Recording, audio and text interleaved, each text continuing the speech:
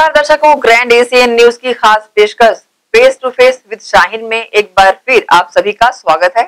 आज हमारे स्टूडियो में हमारे बीच एक ऐसी शख्सियत मौजूद है जो कि किसी परिचय की मोहताज नहीं है। जी हाँ, इरफान खान, जो कि एक सक्रिय कार्यकर्ता पदाधिकारी रहते हुए कांग्रेस को अपनी लंबी सेवाएं दी हैं। राजनीति कहा जाए तो इनके खून में बसती है। राजनीति परिक्षेत्र इनके परिवार की पृष्ठभूमि रही हुई है। इनकी जो दादी थी नूरजहां बानो, वो बेगम बाई के नाम से विख्यात थी और उन्होंने अपनी राजनीति के काफी सारे गुण इनके अंदर छोड़ रखे हैं, जो इनकी सक्रियता है वो ये दिखाती है। तो सबसे पहले हम स्वागत करते हैं इरफान भाई का। तो सर, सबसे पहले आपका स्वागत है हमारे ग्रैंड एशियन न्यूज की खास पेशकश। चंद सवालात राजनीति से जुड़े हुए, और वर्तमान की राजनीति हो या आपकी राजनीति हो, इससे जुड़े हुए सबसे पहले जानना चाहूंगी कि आपकी छात्र राजनीति किस तरह की रही है? राजनीतिक रूप से छात्र जब हम लोग रहे उस समय NSUI एक बड़ा ऑर्गेनाइजेशन हुआ करता था, और वे बैक इन 95, 96, 97 तो NSUI के जो उस वक्त के पदाधिकारी थे उनके साथ यूनिवर्सिटीज में आंदोलन और ये सब हम लोग करते रहे। उसके बाद ग्रेजुएशन के बाद मैं चला गया था UPSC की तैयारी करने दिल्ली और इंदौर। तो इस वजह से फिर मेरा राजनीति से करीब 6-7 साल जो है ब्रेक रहा। लौटने के बाद मैं फिर राजनीति में सक्रिय।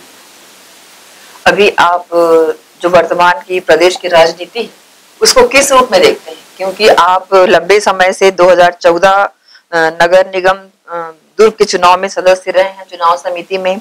वहीं 2015 में भिलाई नगर निगम में भी सदस्य रहकर अपने दायित्वों का निर्वहन आपने किया है। और अगर बात की जाए प्रदेश कांग्रेस कमेटी, तो आप पूर्व सचिव भी रह चुके हैं। जी। प्रदेश की वर्तमान राजनीति के बारे में आपका क्या राय है? एक स्थायी एक सरकार हमने दी है कांग्रेस की, एक मजबूत सरकार जो है कांग्रेस ने दी है। कांग्रेस के कार्यकर्ताओं ने बहुत लंबा संघर्ष किया है। बीजेपी की जो 15 साल की जो सरकार थी उसको उखाड़ फेंकने में ढेरों विसंगतियां थी, ढेरों परेशानियां थी, करप्शन चार्जेस थे। उन सब का विरोध करते हुए ढेरों बार जेल आंदोलन हम लोगों ने किया, हम लोग की जेल यात्राएं हुई, और एक लंबे संघर्ष के बाद कांग्रेस से सरकार आई। आज की स्थिति में भूपेश बघेल जी के नेतृत्व में और सारे वरिष्ठ नेता जितने भी हैं, कैबिनेट है, उन सब के नेतृत्व में जो कांग्रेस की सरकार काम कर रही है, आम जन के फायदे के लिए, किसानों के फायदे के लिए, छात्रों के फायदे के लिए, महिलाएं और मध्य वर्ग के परिवारों के फायदे के लिए जितनी योजनाएं वो चला रहे हैं और जिस डायरेक्शन में सरकार जा रही है, निश्चित ही आपको आने वाले समय में एक छत्तीसगढ़ का एक बहुत डेवलप्ड स्वरूप आपको दिखेगा। छत्तीसगढ़ धान का कटोरा है, किसानों का एक पूरा गढ़ माना जाता है छत्तीसगढ़। छत्तीसगढ़ में किसानों की दुर्दशा को लेकर विपक्षी पार्टियों के कई सारे आरोप प्रदेश सरकार पर लगते हैं, कहां तक सही? देखिए, व्यक्तिगत क्योंकि एक किसान परिवार से मैं आता हूं, जीवन की पहली गाड़ी क्लास 7th में मैंने ट्रैक्टर ही चलाई, और किसान का दर्द, किसानी का दर्द क्या होता है व्यक्तिगत रूप से मैं समझता हूँ, पहचानता हूँ, जानता हूँ। इतिहास को अगर आप उठाएंगे भारत के, तो जब भी कोई किसान के लिए जो कुछ योजना आई है, चाहे वो हरित क्रांति हो, बड़े डैमों का जो निर्माण हो, जितनी भी योजना है, चाहे वो दुग्ध क्रांति हो, उसके अलावा जब हमारे छत्तीसगढ़ में हमारी सरकार आई, किसानों का कर्जा माफी हो, 2500 रुपए जो है समर्थन मूल्य हो, हर चीज जो है कांग्रेस, आप विपक्ष की एक योजना बता दीजिए जो किसान या किसानी को फायदा पहुंचाने के लिए उन्होंने आज तक बनाई हो। उद्योगपतियों के लिए, बड़े चंद उद्योगपतियों के फायदे के लिए जो योजनाओं के अलावा आप कौन सी ऐसी योजना बताएंगे जो उन्होंने किसानों के लिए, किसान परिवारों के लिए, उनके उत्थान के लिए बनाई हो?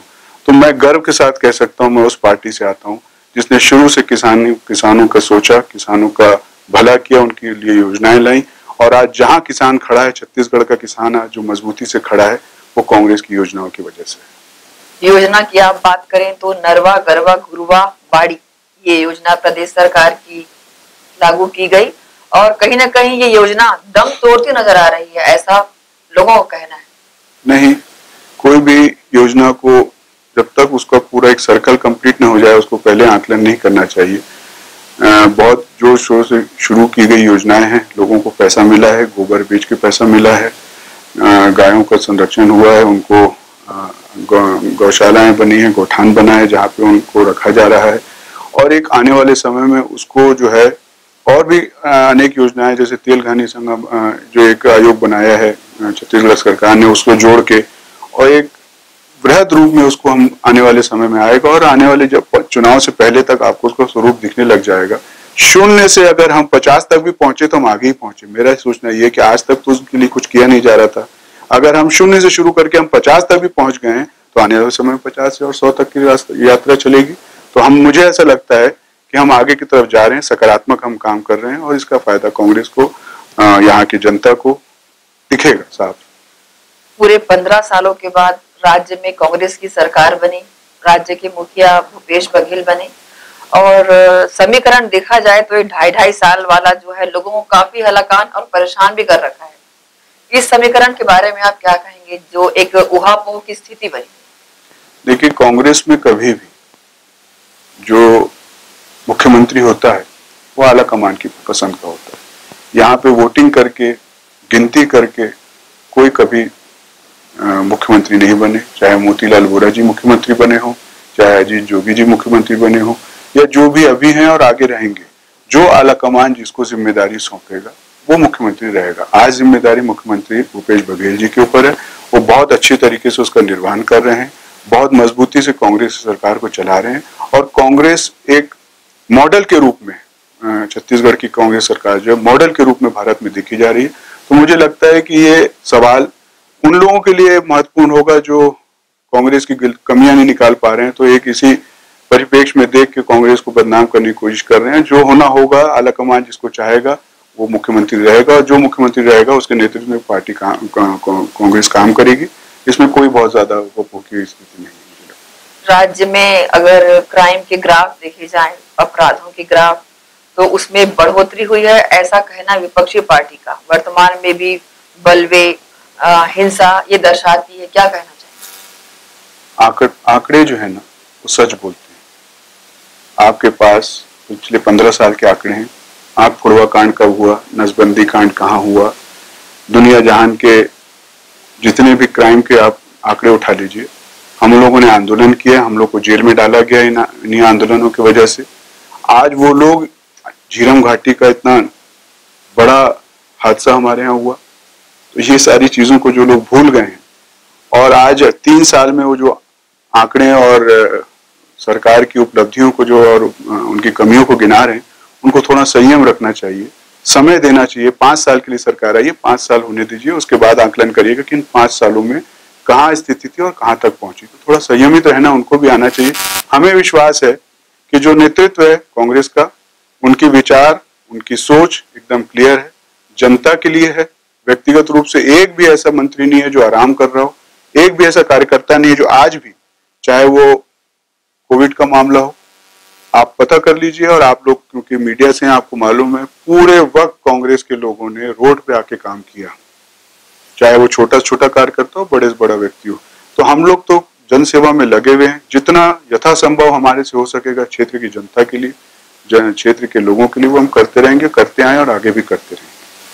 राजनीति क्षेत्र में आपका नाम एक अच्छे मकाम पे लिया जाता है, अनेकों पद का निर्वहन करते हुए, सदस्यता रखते हुए भी आपने काफी बढ़ चढ़कर काम किया है, लेकिन क्या वजह, क्या कारण है कि नजरअंदाज कर दिया जाता है आपकी छवि इतनी ऊंची और इतनी अच्छी होने के बावजूद? ऐसा, आपने मेरी इतनी सारी पदों को गिनाया, अगर इतने सारे पद मुझे मिले हैं, मैंने उनका निर्वहन किया है, तो नजरअंदाज कहाँ हुआ। रही बात, राजनीति जो होती है ना, शतरंज की खेल की तरह होती है। जो पैदल होता है वो सबसे आगे होता है, वही लड़ता है, वही मरता है, वही मारता है। और एक शतरंज का जब वो पैदल दूसरे कोने तक पहुंच जाता है, तब वो चाहे वजीर बने या उसका राजा उसे जो बनाना चाहे बनता है।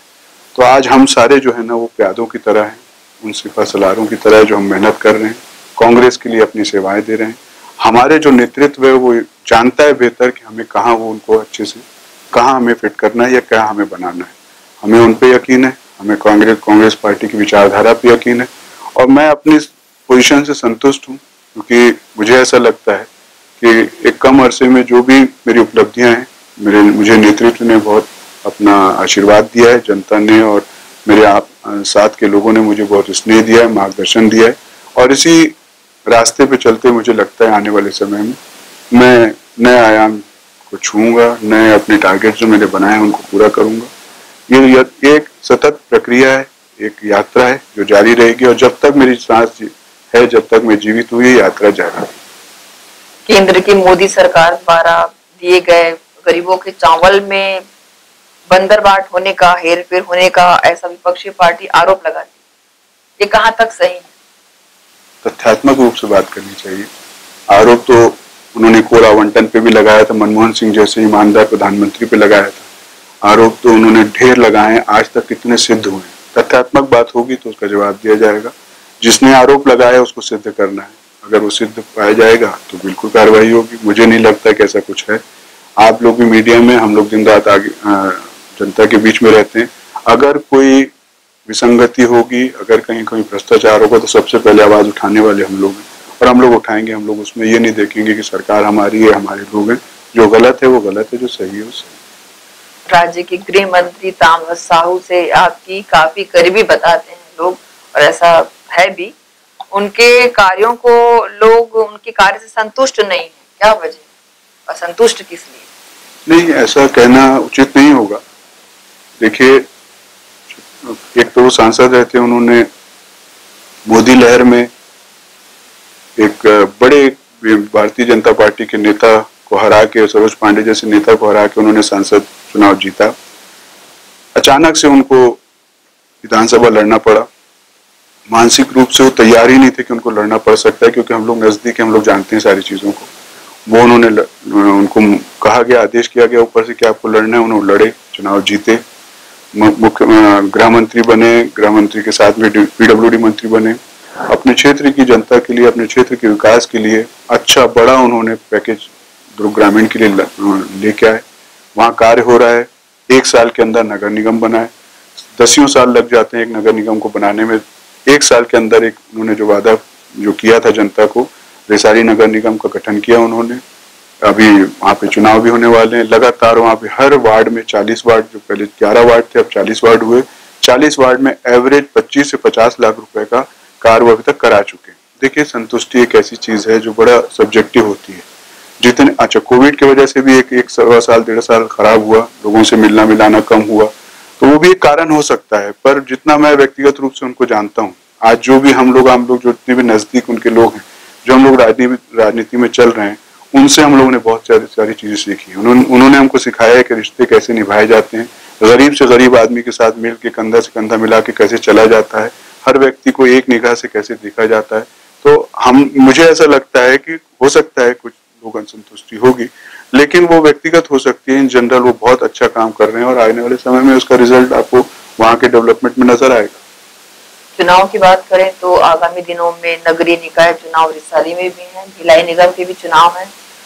किस तरह की रणनीति रहेगी? क्या सरकार अपनी वहां पर अपना नुमाइंदा बैठा पाएंगे? कांग्रेस की सरकार बनेगी निगम में? दोनों निगमों की बात करें तो निश्चित तौर पर बनेगी। मैंने कहा ना आपको, एक तो रिसाली नगर निगम इतने कम समय में एक नया नगर निगम बनाए।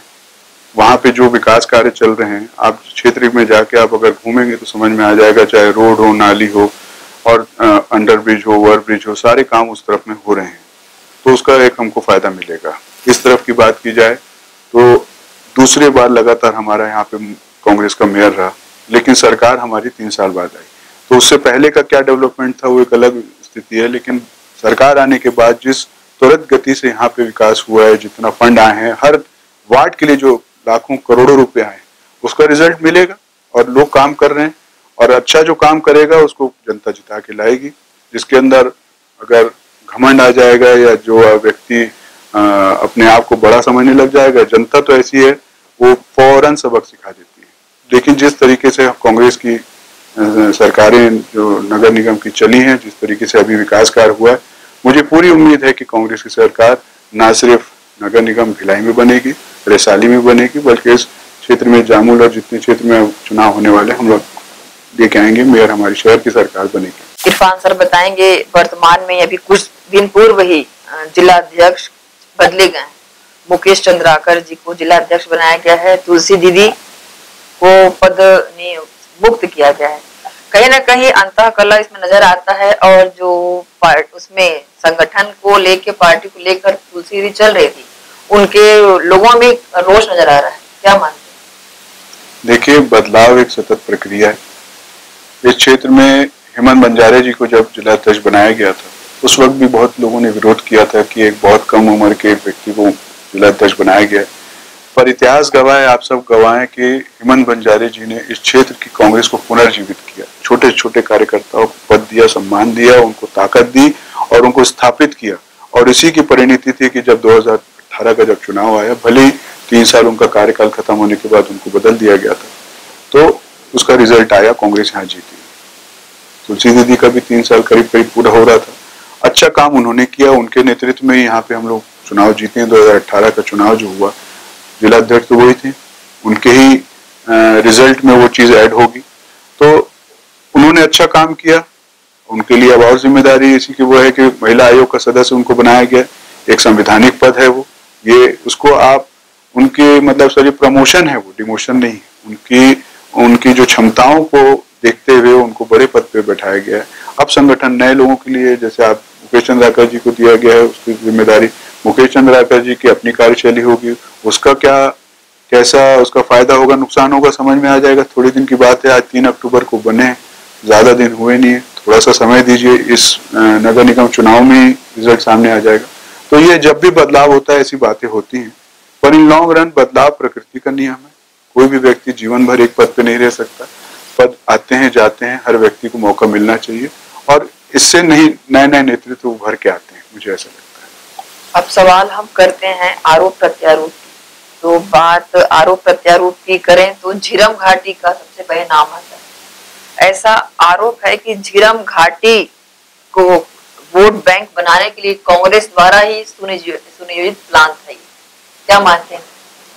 मानसिक रूप से जो व्यक्ति का दिवालियापन होगा ना, वो ये आरोप लगा सकता है। अपने घर को जला के कोई रोशनी नहीं करता। अगर आपको लगता है अपनों को खोकर उपलब्धि हासिल की जा सकती है, तो वो मूर्ख हो सकता है, पागल हो सकता है, दिवालियापन हो सकता है उसके दिमाग का, जो ये बात कहे। क्योंकि झीरम में हमने अपने लोगों को खोया है। लोग अपनों को जिन्होंने खोया है उनसे पूछिए मौत क्या होती है। अपने सामने अपने पिता, अपने भाई, अपने बेटे को जब मौत को देखता है ना आदमी, तब पता चलता है मौत क्या होती है। ये वो लोग नहीं समझेंगे जिन्होंने कभी शहादत नहीं दी। कांग्रेस पार्टी का इतिहास रहा है शहादत का, शहादत दी है उन लोगों ने। और अगर इसकी निरपेक्ष जांच अभी भी करा दी जाए, आज तो सरकार उनकी है, एनआईए उनका है, सीबीआई उनकी है, जांच कराइए ना जांच, और सिटिंग सुप्रीम कोर्ट के जज से आप जांच कराइए। इतना घटिया एलिगेशन लगाने से पहले उन लोगों को सोचना चाहिए। अपने घर को आग लगा के कोई रोशनी नहीं करता। हमने पूरी राजनीति, प्रदेश की राजनीति, राज्य सरकार, भूपेश सरकार, सभी के समीकरण को लेकर आपसे बात की। अब कुछ सवाल आपसे जुड़ा। आप एक छत्तीसगढ़ के जाने माने बिजनेसमैन रह चुके हैं, आप बिजनेस में लोहा मनवा चुके हैं। आप फिर आपका राजनीति में पदार्पण कैसे आपने राजनीति में आने की सोची? कुछ घटनाएं शाहीन जी ऐसी होती हैं जो आपका जीवन में आपकी धारा जो है, उसकी जो रास्ता जो है, राह को बदल देती है। 2006-7 की बात है। एक व्यक्ति का लिवर ट्रांसप्लांट का एक बड़ा मेजर ऑपरेशन था, जिसको रिफर किया गया था इंद्रप्रस्थ अपोलो दिल्ली में, और उसमें करीब 44 लाख रुपए का खर्चा आना था। उस समय स्वर्गीय मोतीलाल वोरा जी जीवित थे। मैं उनके पास गया, मैंने बताया बाबूजी ऐसी ऐसी बात है। उन्होंने यहाँ से, हमारी केंद्र में भी सरकार थी, दिल्ली में भी हमारी सरकार, उन्होंने दिल्ली गवर्नमेंट को भी बोला, स्वयं भी बोला, उसमें से 35 लाख रुपए उन्होंने जो है राजनीति अपने जो पद था, जो भी योजनाएं थी उसके तहत उस व्यक्ति की मदद कराई। सक्सेसफुल लिवर ट्रांसप्लांट हुआ। तो इस एक इंसिडेंस ने मुझे हिला दिया। कौन सा ऐसा प्लेटफॉर्म हो सकता है इससे बड़ा, जिसमें आप लोगों की सेवा करना चाहें, लोगों के लिए कुछ करना चाहें। तो चाहे मैं समाज सेवा में रोटरी का भी प्रेसिडेंट रहा हूं, अपने क्षेत्र में अपने यथा योग्य जितनी हमारी ताकत होती है हम लोगों की मदद करते ही हैं। पारिवारिक दृष्टि से आपने बताया ही है, आंख खोलिए तो मैंने देखा है अपने परिवार में लोगों की मदद करते हैं। हमारी दादी गरीब महिलाओं के लिए सिलाई मशीन सेंटर खुलवाती थी, हमारे पिता लोगों की गरीब बच्चों को पढ़वाते आए, आज भी 2-3 बच्चियां उनके पैसे से महीने के 2000 रुपए उनके अकाउंट में जाता है, वो कर ही रहे हैं। तो इनका एक दायरा होता है, पर राजनीति का कोई दायरा नहीं होता। जितने बड़े आप पद, higher the authority higher the responsibility, जितने आप बड़े आप पद में आएंगे उतने ज्यादा लोगों की आप मदद कर पाएंगे। तो राजनीति मेरे लिए एक माध्यम है, अंत नहीं है। एक माध्यम है ज्यादा से ज्यादा लोगों की मदद करने के लिए, ज्यादा से ज्यादा लोगों के समय पे काम आने के लिए। ये एक माध्यम है, एक प्लेटफॉर्म है। तो जब जैसे जैसे अथॉरिटी आएगी, जैसे जैसे हम बड़े पदों पे जाएंगे, वैसे वैसे इसका दायरा बढ़ेगा। यही एकमात्र कारण है राजनीति में मेरे आने का। इसके अलावा मेरा ना कोई कारण है, ना हो सकता था। रही बात पैसे की, तो आपने देखा मैं बिजनेस में वैसे ही सक्सेसफुल रहा हूँ। तो बात यहाँ पे किसी और चीज से मुझे यहाँ पे फायदा नुकसान नहीं दिखा। सिर्फ मुझे एक चीज दिखी कि जन सेवा का सबसे अच्छा माध्यम है और पढ़े लिखे लोगों को यहाँ आना चाहिए। जो लोग नहीं आते हैं उसके वजह से एवरेज और बिलो एवरेज लोग जो हैं राजनीति में आगे बढ़ जाते हैं, कायम हो जाते हैं। इसलिए मुझे ऐसा लगता है कि हर पढ़े लिखे व्यक्ति को, हर युवा को, जिसके विचार, जिसकी सोच है कि देश के लिए, समाज के लिए, मानव जाति के लिए कुछ करना है, उसे राजनीति में जरूर आना चाहिए। ग्रैंड एशियन के दर्शकों को कुछ संदेश देना चाहिए? मेरा तो यही सोचना है कि जीवन एक बार मिला है, चाहे मैं पुनर्जन्म को विश्वास करूं या ना करूं, दोबारा मैं इरफान खान बन के पैदा नहीं होऊंगा। एक जीवन, एक नाम मिला है। इस जीवन को चरितार्थ करने के लिए जो संभव हो सके आप करिए। मानव जाति के लिए, प्रकृति के लिए, इस देश के लिए जितनी सेवा आप कर सकते हैं करिए। ये जरूरी नहीं है कि आप पद में हो ना हो, जो आपकी परिस्थितियां हैं, जो आपका दायरा है, उसमें करते जाइए, सकारात्मक करते जाइए। ईश्वर ने चाहा तो आपके परिवार को सारी नेकियां लौट के आएंगी। मेरी बहुत शुभकामनाएं आप सब देखने वालों को, एशियन न्यूज चैनल को मेरी बहुत बहुत शुभकामनाएं आपके साथ है। आपने मुझे बुलाया, इतना योग्य समझा कि मैं यहाँ बैठूं, इसलिए मैं बहुत बहुत आपका आभारी हूँ। बहुत धन्यवाद। तो दर्शकों, ये थे हमारे बीच इरफान खान जी। कई सारे पदों को निर्वहन करते हुए उन्होंने कांग्रेस को एक लंबी सेवाएं अपनी दी है और आगामी दिनों में, और वो ऐसे यानी संकल्प लेते हैं कि वो कांग्रेस में रहते हुए अपनी सेवाएं शहर और जिले सहित पूरे प्रदेशवासियों को देंगे। इसी के साथ ही मैं आपसे विदा लेती हूँ। अगली कड़ी में फिर आपके सामने हाजिर होंगी। नमस्कार।